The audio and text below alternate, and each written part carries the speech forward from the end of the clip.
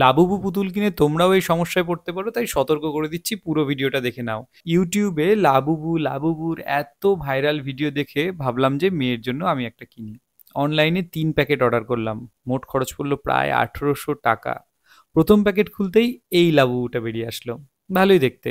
দ্বিতীয়টা খুলে পেলাম এই লাবুবুটা, এটাও দারুণ কিউট।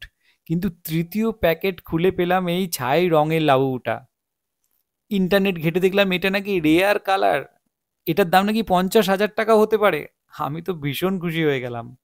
কিন্তু কিভাবে এটাকে বিক্রি করব এটা খুঁজতে গিয়ে জানতে পারলাম যে লাবুবু অরিজিনাল কিনা আগে সেটা চেক করে নিতে হয়। বাক্সের গায়ে একটা কিউআর কোড দেওয়া থাকে আর একটা স্ক্র্যাচ কার্ড মতো দেওয়া থাকে, সেই স্ক্র্যাচ করলে একটা নাম্বার থাকে, সেটা পপ মার্টের সাইটে গিয়ে ভেরিফিকেশন করতে হয়। কিন্তু এগুলোর একটার বাক্স এরকম কোনো স্ক্র্যাচ কার্ড কিউআর কোড কিছুই ছিল না। তার মানে এগুলো সবই নকল লাবুবু। খেলনা হিসাবে দেখতে মজাদার, কিন্তু অরিজিনাল কোম্পানির নয়, পুরোই ডুপ্লিকেট।